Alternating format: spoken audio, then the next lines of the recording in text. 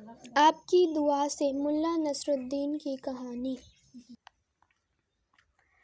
आपकी दुआ से मुल्ला नसरुद्दीन कहानी। एक दुष्ट वजीर गंभीर रूप से बीमार था। एक दिन ख्वाजा उस मंत्री के घर के बाहर से गुजर रहा था। उसने देखा कि वजीर का पेट खराब के दरबार पर खड़ा था। खोजने के बड़े असमंजस से उसकी पूछ लिया, तुम्हारी अब्बाजान की तबीयत अब कैसी है? शुक्रिया पूज्य चाचा, आपकी दुकान से मेरी दुआ से खोजा उसकी बात काटता हुआ बोला, मेरी दुकान से तो तुम्हारे परिवार वाले को इसी समय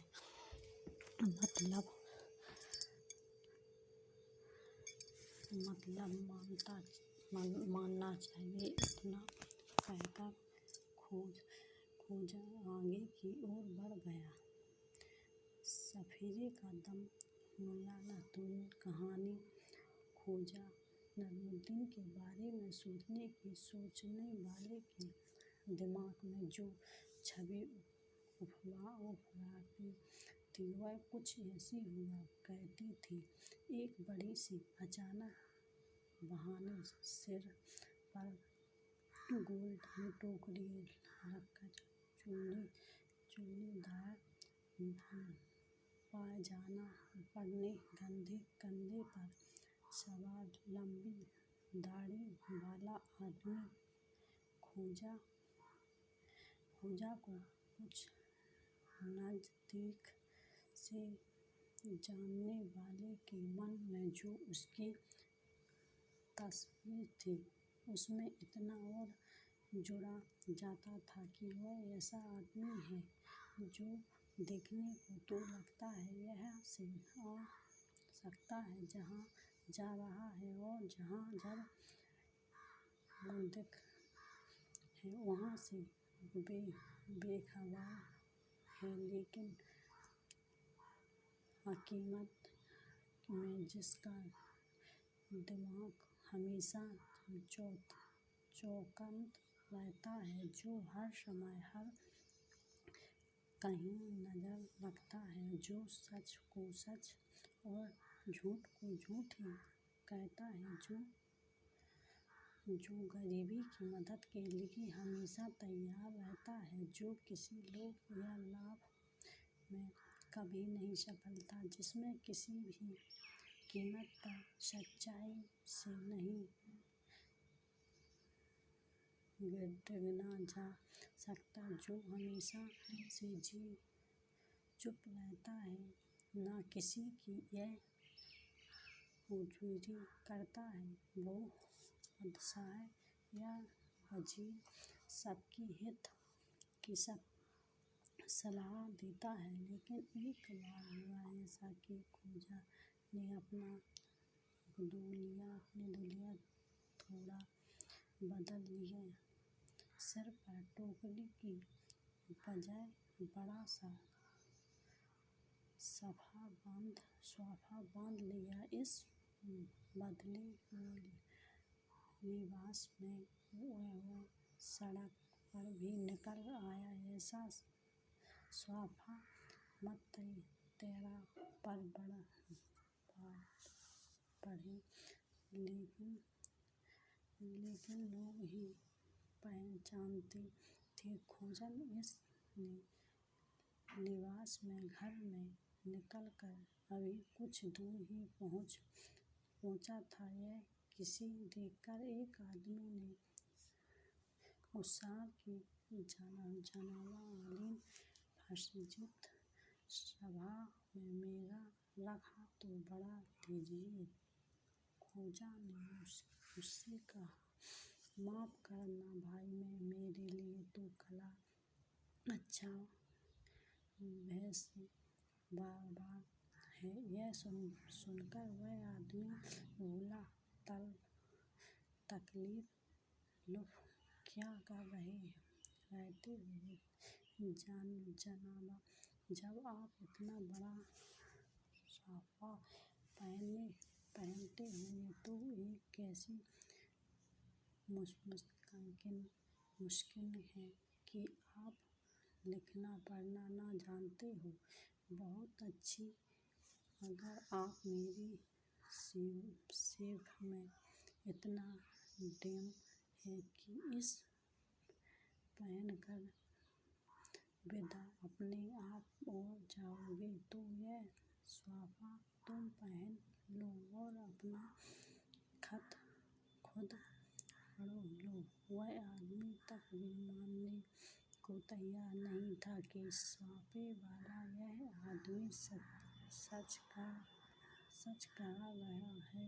उसने कुछ शिकायत की जल्दी में कहा, जनाब, आप तो मेरा एक खत पढ़ने के मामले में नखरे दिखा रहे हो। आपकी जगह यदि हम खोजा से टकराया होता तो वह न केवल मुझे खत पढ़ने को सुना देता, बल्कि हाथों हाथ इसका जवाब भी लिख देता। उस रंगीत की बात सुनकर खोजा के चेहरे पर हंसी आ गई। हंसते हुए उसने लहजेदार से कहा, तुम ठीक कहते हो, खोजा ऐसे ही कहता और अभी भी वैसा ही करेगा। मैं खोजा ही हूँ, मैं पढ़ना भी जानता हूँ और लिखना भी जानता हूँ। तुम्हें यह खत पढ़कर भी सुनाऊंगा और इसका जवाब भी लिखकर दूंगा। मैं दरअसल आप लोगों को यह बताने के लिए कहता हूँ कि केवल साफा बांधने से कोई पढ़ा लिखा नहीं हो जाता है। खोजन की बुद्धिमानी मुल्ला नसरुद्दीन की कहानी। नगर में एक सेठ से घर चोरी हो गई। चोरी सेठ के घर में रखे आभूषण, नकदी आदि सभी चुरा ले गए। सेठ का ध्यान सबसे पहले अपने नौकर पर ही गया, लेकिन कोई भी नौकर गायब नहीं था। तब वह नसरुद्दीन खोजा के पास पहुंचा, जो उन दिनों बादशाह का सहायक बना हुआ था। सेठ ने खोजा से कहा, जनाब, मुझे अपने नौकर को चोरी का साहस है, लेकिन मैंने अपने में से किसी को चोरी करते देखा नहीं है। अब आप ही मेहरबानी करके मेरे यहाँ चोरी करने वाले का पता लगाकर उसे सजा दीजिए, ताकि चोरी हुई मेरी धन मुझे वापस मिल सके और परेशान न हो। सेठ जी, खोजा ने उसे आश्वस्त करते हुए कहा, पहले मुझे यह बताइए कि आपके घर में नौकरों की तादाद कितनी है? मेरे घर में 6 नौकर हैं, जनाब, सेठ ने बताया। तब ठीक है, हम तुम्हारी हवेली पर चलते हैं, आप उन सब परिचय करा देना। सेठ खोजन को अपनी हवेली में ले गया। उसने सभी नौकर खोजा के सामने पेश कर दिया। खोजन ने एक-एक करके सभी का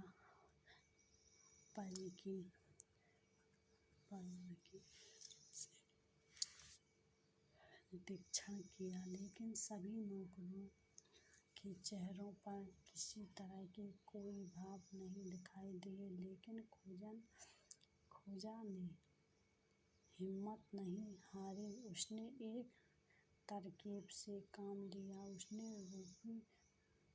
रूपी का एक मजबूत धागा मंगवाया। उस धागे की उसने 6 बराबर के टुकड़े किए और धागे का एक टुकड़ा 6 को देते हुए कुछ मंत्र पढ़ते हुए बोला, मैंने इस धागे के बराबर टुकड़ों कर तुम 6 व्यक्तियों को दिया है। कल सुबह मैं फिर आऊँगा और इन धागों के टुकड़ों का परीक्षण करूँगा। तुमसे में जिसने भी चोरी को होगी उसका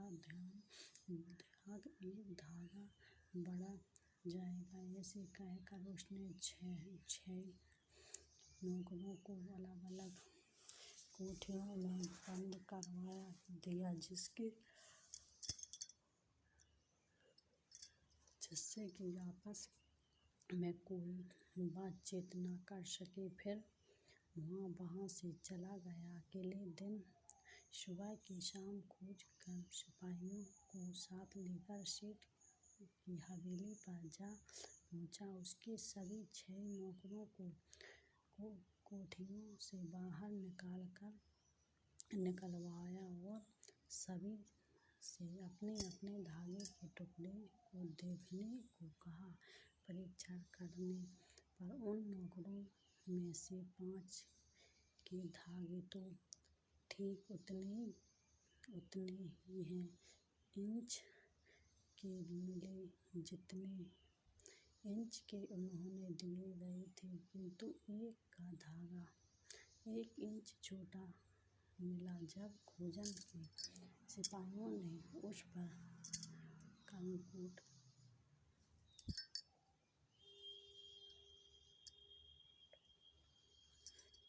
कोट फटकारा शुरू किया तो उसने सच्चाई उगल दी। दरअसल तक के समय आपने यह समझकर अपना धागा 1 इंच ताकतों से काटकर छोटा कर दिया था कि सुबह होने के पहले यह धागा औरों को दिए धागों के बराबर हो जाएगा। लेकिन खोजन ने तो चोर पकड़ने का एक झांस दिया था और वहाँ वास्तविक चोर उसके झांसे में आ फंसा। 1 घंटे की मशक्कत के बाद सेठ के घर में चुराया सारा माल भी बरामद हो गया। चोरी को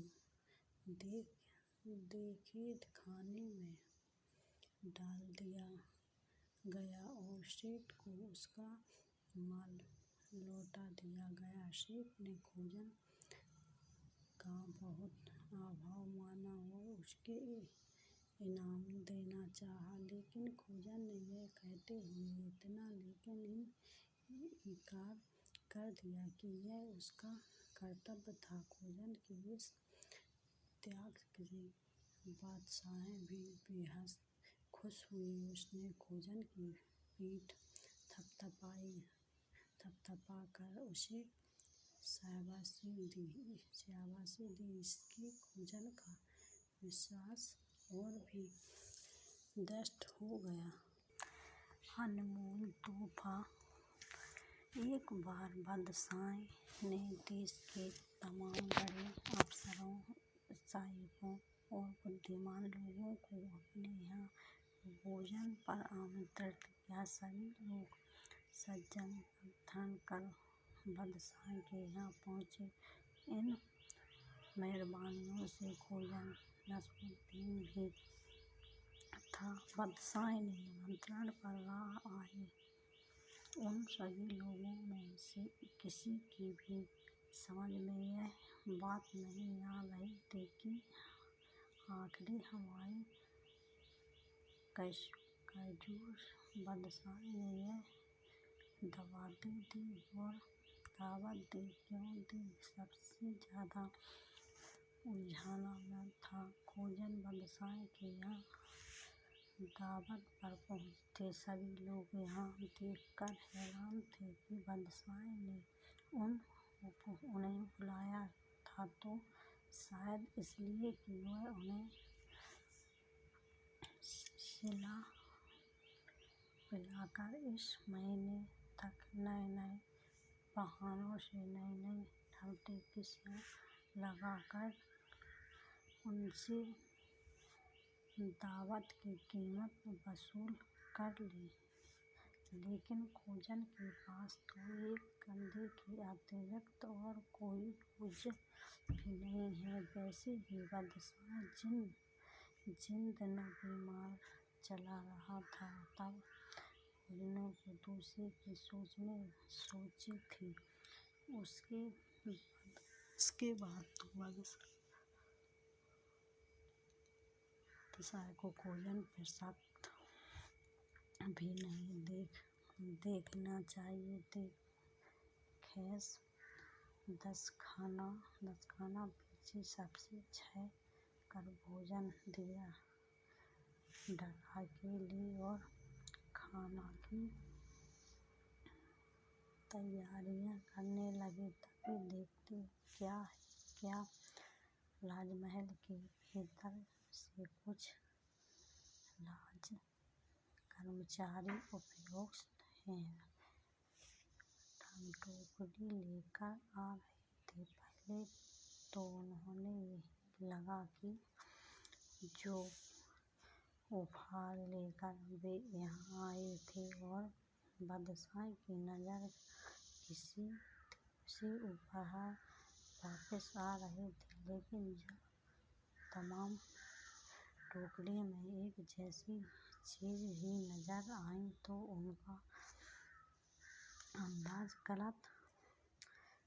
गलत निकला। बादशाह ने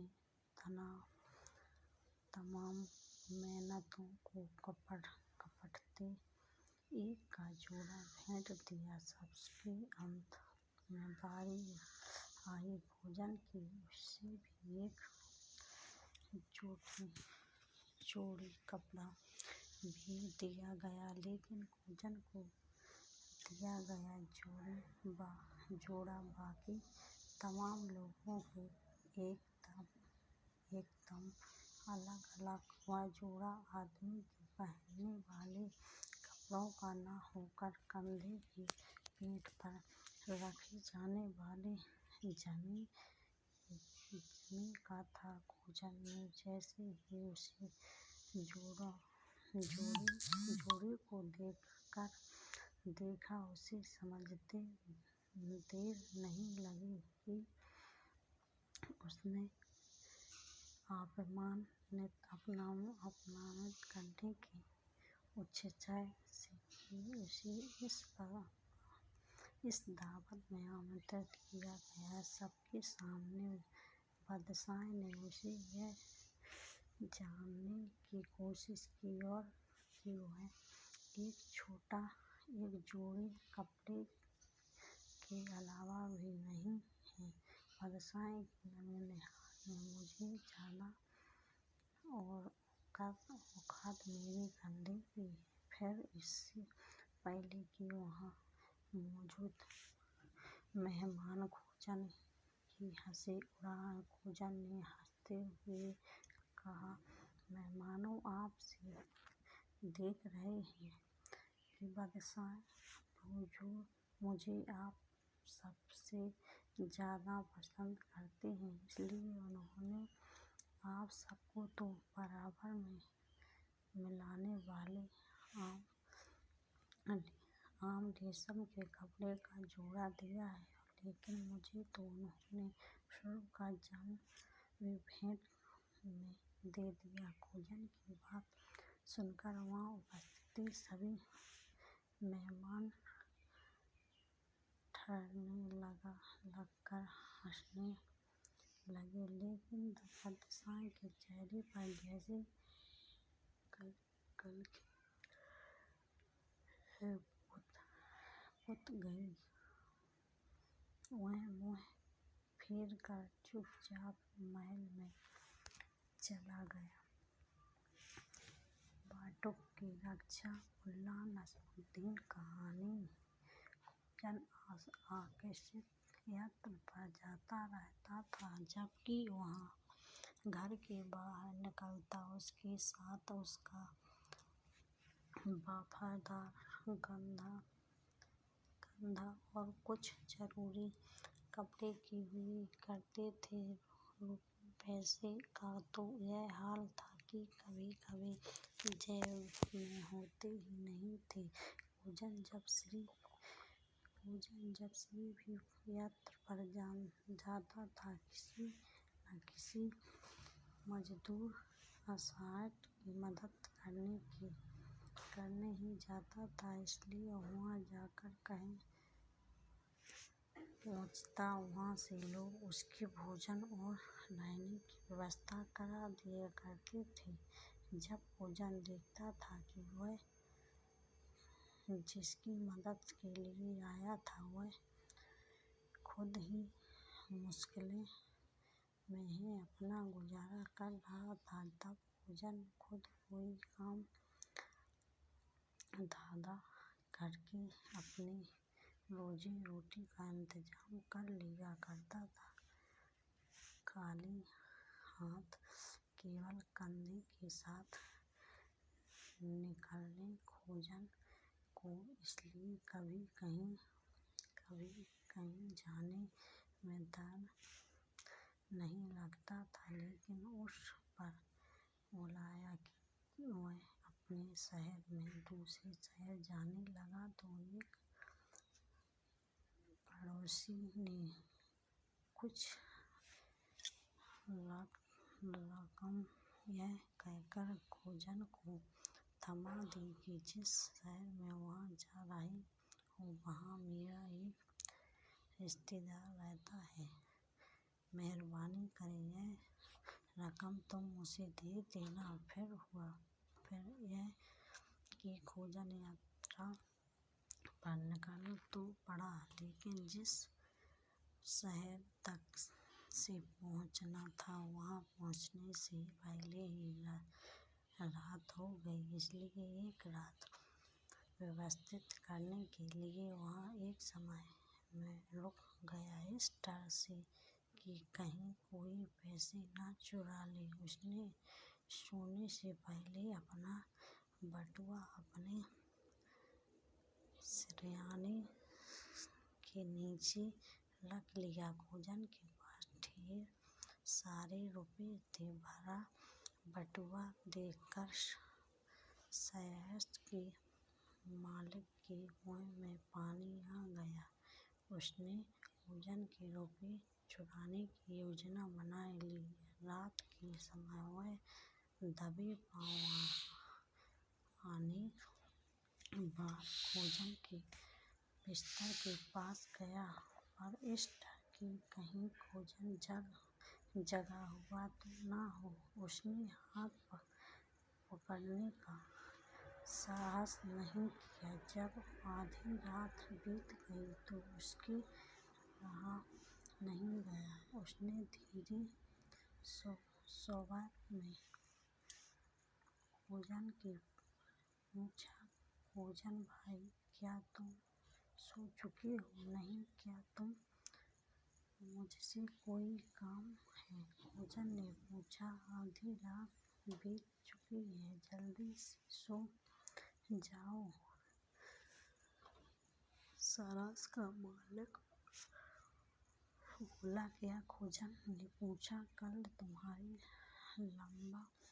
लंबी सफाई करना है। अगर अच्छी तरह से आराम नहीं किया तो अगले कैसे जा पाऊँगा? जहाँ एक तुम्हारे बाटुक का सवाल है, उसकी फिक्र मत करो। हमारे सारा उसे कोई नहीं चुराएगा। सुकृति अब गहरी नींद सो गया। यह कहकर घर्राटे मारने लगा और बीच-बीच में बड़बड़ाता रहा है, मैं सो चुका हूँ। सारस के मालिक का कहना है कि उसकी सराय में मेरा बटुआ कोई नहीं चुराएगा। उड़ने वाला घोड़ा। नसरुद्दीन कहानी। एक दिन उदासी भरे लज्जित बादशाह खोजन ने बोला, खोजन, बहुत दिन से मेरी इच्छा है कि आकाश में उड़ता पूरी दुनिया की सैर कराऊंगा। मैं दुनिया से नदियों, शहरों, गाँव, जंगल और मैदानों को देखकर अपना ज्ञान बढ़ाना चाहता था। मेरी यह इच्छा पूरी करने के लिए क्या तुम कोई बढ़िया तरकीब बात करते हो? खोजन ने धीरे गंभीर आवाज में कहा, जरूर बात करता हूँ। जयपान यह सुनते ही बादशाह की उदासी उड़न छू होकर गई। वह उद्वल होता हुआ बोला, तुम सच बड़े अक्लमंद हो। बताओ वह तरकीब कौन सी है? आकाश में पहुँचना कोई मुश्किल काम नहीं है। जयपान पाशु अपने धीरज स्वभाव, अपने खजूर रंग के घोड़े को मुझे दीजिए। मैं उस पर सवार होकर दूसरे के पहाड़ से ले खासपुरी के आऊँगा, जिस खाकर घोड़े की पीठ पर पंख निकल जाएगा। तब आप उसकी पीठ पर बैठकर अपनी इच्छा पूरी कर लेना। अलबत्ता मुझे वहाँ तक जाने आने के कोई एक साल लग जाकर क्या आप इतना इंतजार कर सकते हो? बादशाह खुशी से फूला न समाया। उसने अपने अंगरक्षक को आदेश दिया कि वह उसका घोड़ा फेरन खोज के हवाले कर दे और उसे बहुत सारा धन में सरकारी खजाने से दिलवा दे। खोजन घोड़े पर सवार हो गया।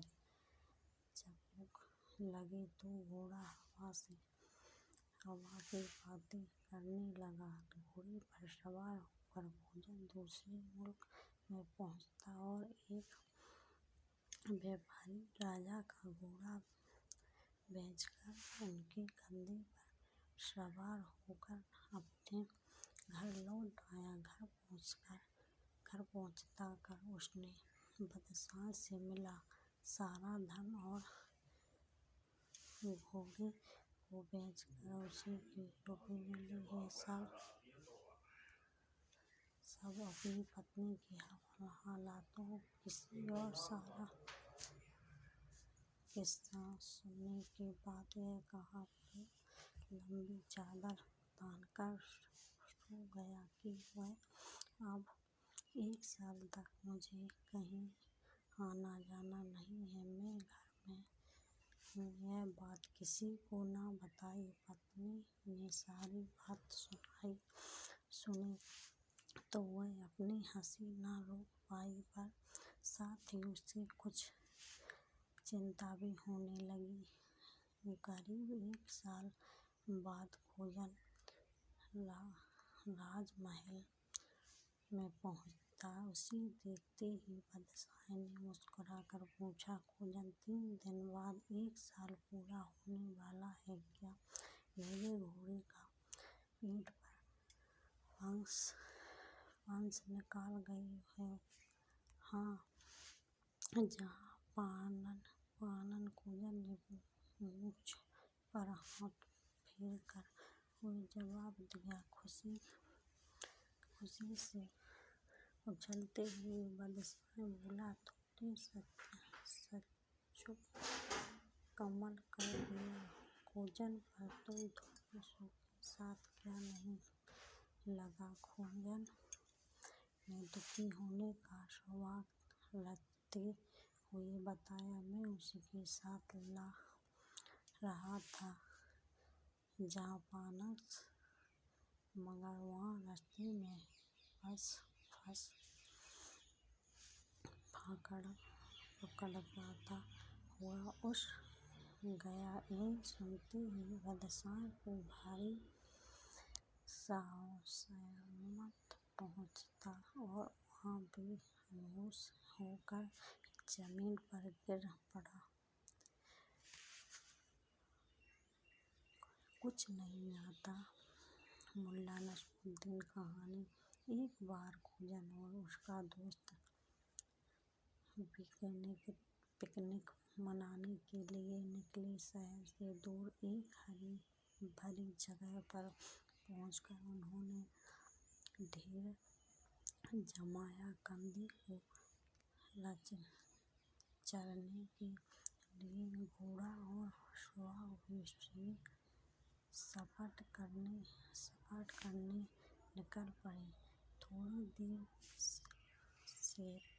सैर के बाद जब पेट में भूख से हुड़हुड़ी सी उठने लगी तो अपने सामान के पास आए और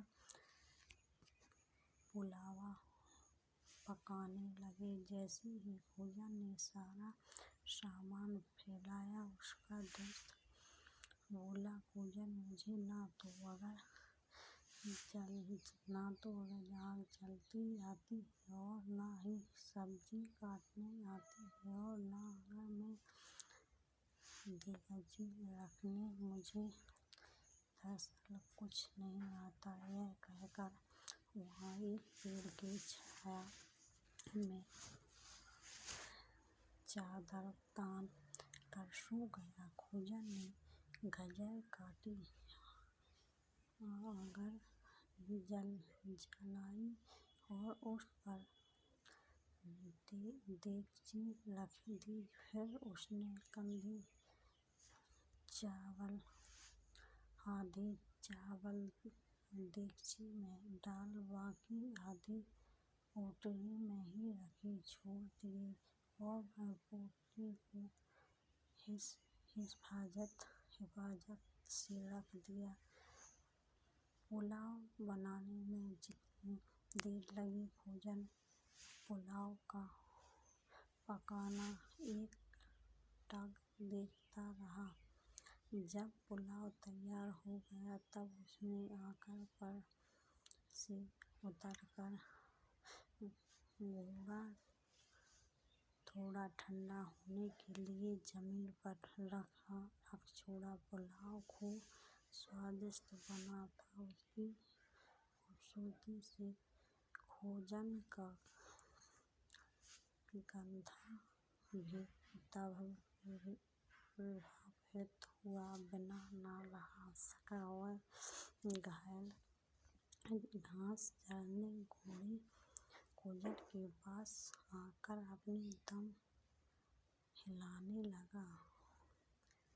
खोजन ने एक बार अपने सोए हुए दोस्तों की ओर देखा, फिर अपने प्यारे गधे को अकेले ही पल उससे कुछ पुलाव अपने सामने रखी थाली में परोसा और उसे अपने कंधे के सामने रख दिया। फिर एक दूसरे के मुर्गे मालिक और सेवादार यानी खोजन और उसका गधा पुलाव का आनंद लेने लगे। मशगूल हो जाए। पुलाव वाकई जायकेदार बना था। खाते खाते भोजन के हाथ की बारी थाली उसने रह रहकर अपने दोस्त की ओर देखा। उसके मन को बार बार यह विचार आया कि उसे अपने दोस्त को जगह देनी चाहिए, लेकिन हर बार उसने अपना इरादा त्याग किया। उसने तय कि ऐसे दोस्त को पुलाव का स्वाद चखने की बजाय उसे मजा चखाना ही ज्यादा जरूरी है। देखते खोजन को उसका कंधा मिलकर सारा पुलाव चाट कर गया।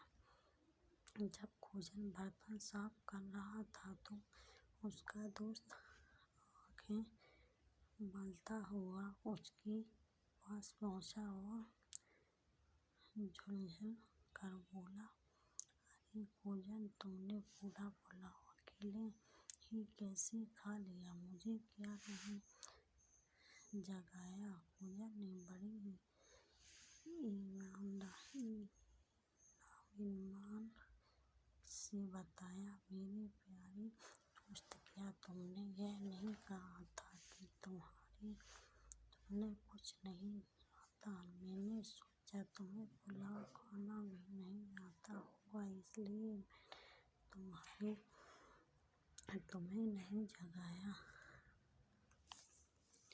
समझ बादशाह की मुल्ला नसरुद्दीन कहानी। एक बार खोजन की आंखों में तकलीफ हो गई और उसने हर चीज धुंधली नजर आने लगी। बादशाह ने मौका देख खोजन की खिल्ली उड़ाई। खोजन, सुना है कि अब तुम्हारी हर चीज के दो रूप नजर आने लगेंगे। जब तक कि तुम्हारे पास एक ही कंधा था, लेकिन अब दो कंधे हो गए होंगे। तुम तो सचमुच बिना एक खेल खर्च किए दोगुनी अमीर हो गया। खोजन बोला, आपने बिल्कुल सही फरमाया जहाँपनाह। अब मुझे आपके बेटों की जगह चार पैर नजर आने लगे। खोजन की चतुराई ने उन्हें आदमी की नज़र साबित कर दिया। यह बात बादशाह के समझ में आ गई, पर वह करता भी तो क्या? छेड़छानी तो उसी ने रोकी थी, ताकि एक जुर्म दरबारी ने बादशाह और खोजन को बीच में रोक कर गुहार की, बादशाह सलामत में अब तक न जाने कितने भेड़ बकरियां पाल चुका हूँ। भेड़ियों ने जाने मेरी कितनी भेड़ बकरियों को चढ़ा कर लिया। क्यों इस दुनिया में कोई ऐसा भेड़िया भी है जो बकरी न खाता हो? दरबारी की गुहार सुनते बादशाह ने खोजन की तरफ देखा और बोला, खोजन, क्या तुम्हारे पास इस गरीबी के सवाल का कोई माकूल जवाब है? खोजन बोले, नहीं, जापान में तो आपके अलावा किसी को जानता नहीं हूँ, इसलिए मैं यकीनन तौर पर इसे उस भेड़िया का नाम नहीं बता सकता जो भेड़िया बकरियों न खाता हो। खोजन की बात में छिपे भाव को न समझते हुए बादशाह बोला, वह मैं एक ऐसे भेड़िया को जानता हूँ। मुस्कुराते माफ़ी हो जहाँ पाना है, तो मैं अर्ज करता ज़रूर कि आप ही मुझे उस भेड़िया के बारे में बात बताइए। बुजुर्गों दरबारों ने विनती की, ऐसी भेड़िया जो मर चुका हो वहाँ किसी भेड़िया या बकरी को नहीं खाता। बादशाह ने अपना ज्ञान बढ़ा, बुजुर्गों समझ गया और गंभीर मुद्रा में गर्दन हिलाता हुआ बादशाह और खोजन के रास्ते से अलग हट गया। उसके जाने के बाद बादशाह खोजन की ओर देखता हुआ बोला, क्या खोज मानते हो मुझे?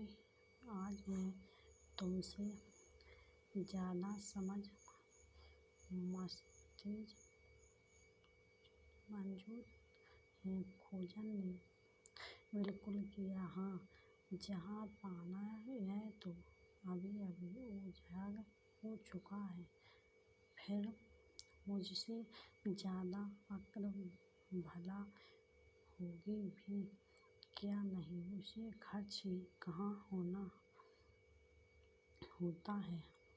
जैसे सवाल वैसे जवाब। मुल्ला नसरुद्दीन कहानी। खोजन की मुल्क का बादशाह ने अपने बहुत अक्लमंद मानता था। वह अक्सर तरह तरह की कठिनाइयाँ सवाल पूछकर दूसरे को नीचा दिखाने की कोशिश करता रहता था। कि एक बार उसने बाहर विद्वानों को बुलाकर उसने पूछा कि पृथ्वी का केंद्र बिंदु कहाँ है। एक भी विद्वान बादशाह के सवाल का जवाब नहीं दे सका। बिल्कुल सच तो यह है कि किसी ने भी सही जवाब देना नहीं चाहता। सब जानते थे कि यदि सही जवाब दे दिया जाए तो फिर उसकी खैर नहीं। बादशाह इन नाम तो देखा गया नहीं, सज जरूर दे सकता था। दरअसल बादशाह ने अपने मुल्क के घरेलू विज्ञान या आवश्यक विज्ञान की खोज परख के लिए जो जरूरी उपकरण चाहिए होते हैं वो कभी न तो राज की तरफ से किसी को दिया, न ही बाहर से आने दिया। यह नहीं, उसने जितनी भी वैज्ञानिक प्रयोगशाला बनाए थे उन्हें नष्ट करवा दिया था। कोई वैज्ञानिक इन सब के बावजूद कहीं किसी खोज में तो नहीं लगा है।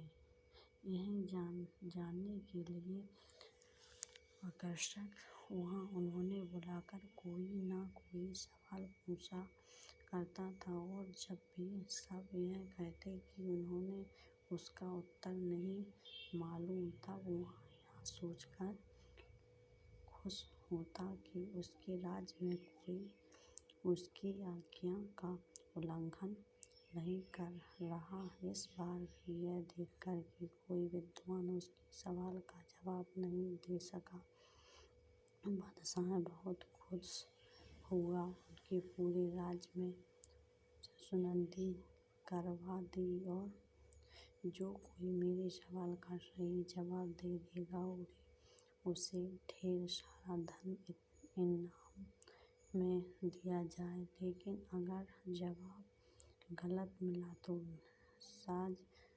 सजा मिलेगी। मुनीम करने के साथ ही बादशाह ने इश्तार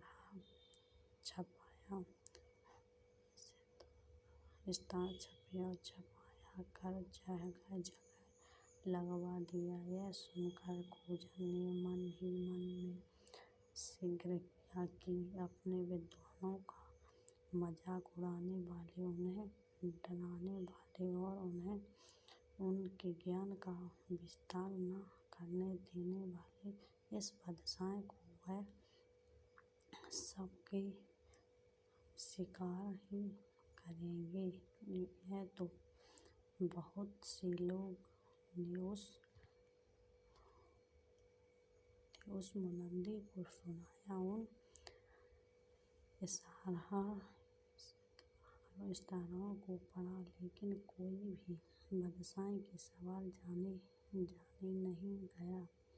अलबत्ता खोज अपने गंध पर सवार होकर राज दरबार की ओर चल पड़ा। खोजन ने तय किया कि वह महल में पहुँचते ही बादशाह के बारे में बारी से हर सवाल का ऐसा जवाब थमाएगा कि बादशाह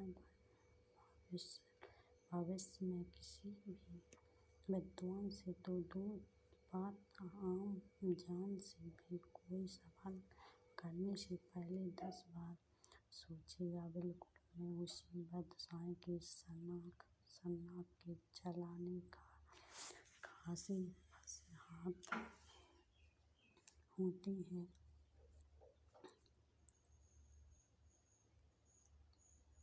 इंतजार था। लोग बादशाह के दरबार में जाना पसंद नहीं करते थे। बादशाह ने खोजन से प्रश्न किया, क्या तुम जानते हो कि पृथ्वी का केंद्र बिंदु कहाँ है? खोजन ने तुरंत जवाब दिया, हाँ जहाँपनाह, जानता हूँ। पृथ्वी का केंद्र बिंदु मेरे कंधे की टांग के नीचे है।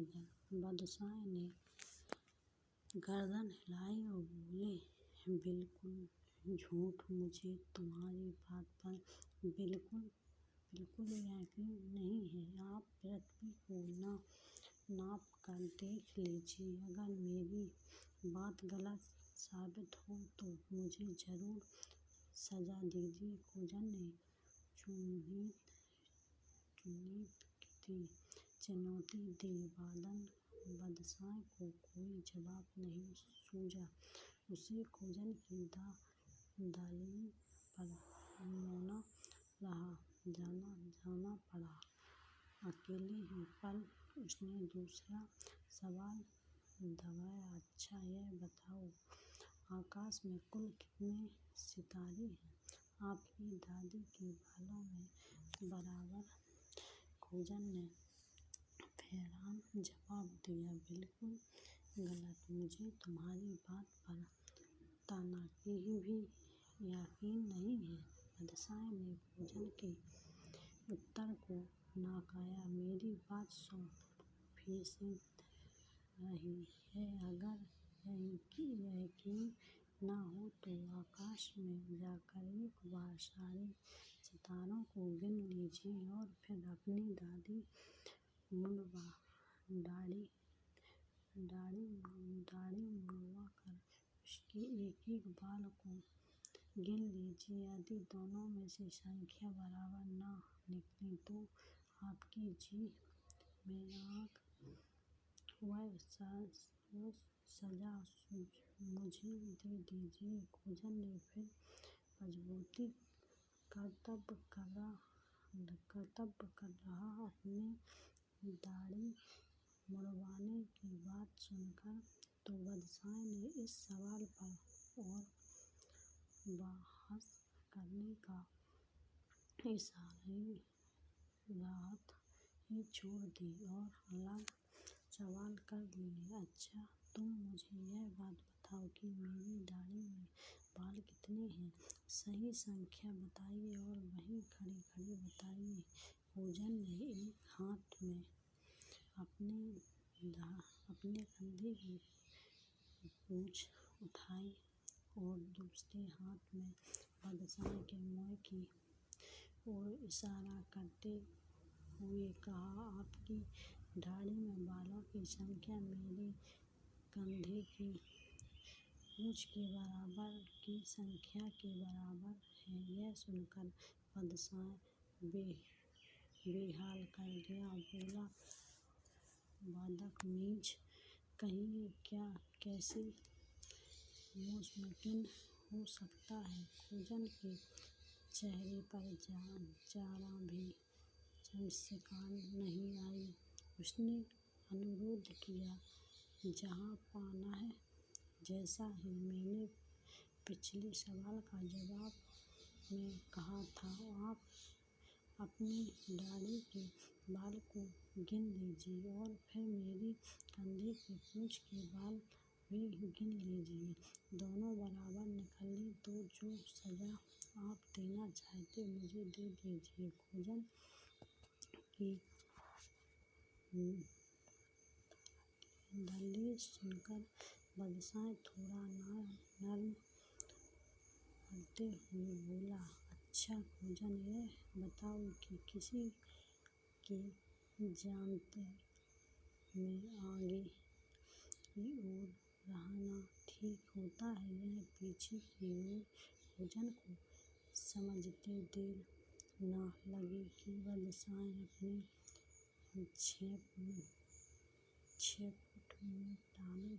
मिटाने के लिए बात पलट रहा है। उसने भी बारी बारी से जवाब दिया, बादशाह सलामत, मेरा तो मानना है कि ताबीज़ के आगे पीछे रहने से कोई फर्क नहीं पड़ता, अलबत्ता उसके अंदर रहना ठीक नहीं है। यह सुना था कि बादशाह ठहरकर मरकर हंसने लगा। उसने सवाल जवाब का सिलसिला वहीं खत्म किया और उठकर महल के अंदर चला गया।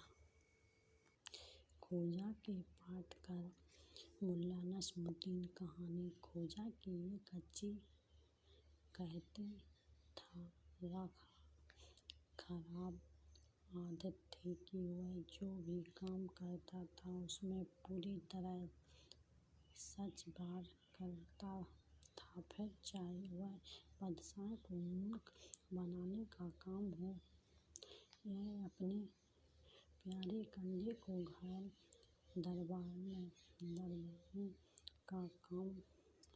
खोजा के पड़ोसी और दोस्त ही नहीं, उसका नेक और प्यारा समझदार कंधा तक जानता था कि जब खोजन किसी काम में व्यस्त हो गए, न तो उसके आसपास मंडराना चाहिए और न ही उसे कोई और बात कहनी चाहिए, चूँकि ऐसे मौके पर कही गई कोई और बात खोजन के कानों तक तो पहुँचना दूर की बात, उसके अपने कंधे के पिघलने की आवाज़ तक सुनाई नहीं देती थी। फिर भी ये कई सिर फिर खोजन के टकरा ही जाते थे, जो उसे किसी और काम में व्यस्त होते देखकर वे अपनी समय कहानी कहने की सोचते नहीं हैं, या जब वह किसी काम में लगा हो तो तब उसके आसपास मंडराने से बाज नहीं आते हैं। उस बार भी कुछ ऐसा ही हुआ। खोजन अपने किसी दोस्त को चिट्ठी लिख रहा था। इतने में एक आदमी दबे पांव उसके पास आ पहुंचा और चुपचाप उसके पीछे खड़ा होकर चोरी से चिट्ठी पढ़ने लगा।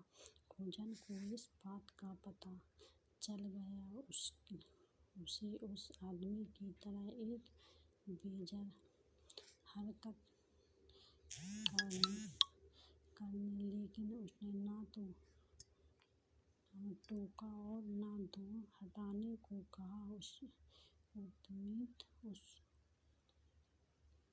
उम्मीद थी कि आने वाला आदमी खुद ही समझ गया होगा कि वह एक गलत काम कर रहा था, इसलिए वह बहुत जल्दी उससे दूर हट जाएगा। काफ़ी देर हो गई लेकिन उसे ना खोजन के पीछे से हटाने की समझदारी नहीं दिखाई। तब खोजन ने उसे सबक सिखाने की एक योजना बना ली। उसने खत लिखना जारी रखा लेकिन खत में जो लिखना शुरू किया वह इबादत कुछ इस प्रकार थे। मेरे प्यारे दोस्त, मैं तुम्हारे बहुत कुछ लिखना चाहता हूँ लेकिन इस वक्त मेरे पीछे एक बदतमीज और बेशर्मी आदमी खड़ा है। चोरी से मेरी खत पढ़ रहा है। यह पढ़ते ही वह आदमी बौखला गया और खोजन के सामने आकर एक राज करने लगा। तुम मुझे गालियाँ क्या दे रहे हो खोजन? मैंने तुम्हारी चिट्ठी कभी पढ़ी? खोजन बोला, ओए तुम तो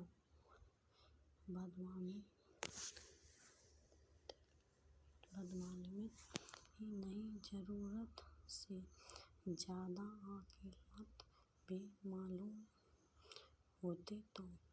तुमने मेरी चिट्ठी नहीं पढ़ी तो तुम्हें कैसे पता चला कि मैं चिट्ठी में तुम्हारी बुराई लिख रहा हूँ? क्या तुम बिना पढ़े केवल किसी के हाथ चलाने की ठान से ही यह समझ जाते हो कि सामने वाला क्या लिख रहा था? अगर तुम वाकई इतने समझदार हो तो तुम्हें यह भी समझना होनी चाहिए कि कभी किसी दूसरे का खत नहीं पढ़ना चाहिए। इससे पहले कि खोजन उसे उसकी बेजाय हरकत के लिए और संबोधित करे, उसने खोजन के पास से भाग खड़ा। मैं ही अपनी भलाई समझने अनेक नुकसान। मुल्ला नसरुद्दीन कहानी। खोजन एक अच्छा हकीम था। एक बार जबीर से लड़ा एक सेठ उसके पास आया और उसने बोला, खोजन, मैं अपनी मोटापे से बहुत परेशान हूँ। क्या तुम मेरी इस बीमारी का इलाज करा सकते हो? खोजन ने सेठ को ऊपर से नीचे तक बड़े गौर से देखा, फिर बोला, जरूर कर सकता हूँ। सेठ बोला, मैं तुम्हारे मुँह मांग इतना दूंगा, पर इलाज कराने से पहले मेरी एक शर्त है। वह क्या? खोजन ने पूछा। मैं इलाज करवाऊंगा लेकिन इलाज में नाम पर एक चुटकी भर दवा नहीं खाऊंगा। मैं दवाई खाने से आजिज़ आ चुका हूँ। कहा, यदि तुम किसी और तरकीब से इलाज करा सके तो मुझे एक तक राज नहीं होगा, पर तुम इसका मतलब यह मत निकालना कि मैं इलाज नहीं करवाना चाहता। बोले, मजबूर हैं। खोजन ने कहा, कुछ खाया नहीं है। जो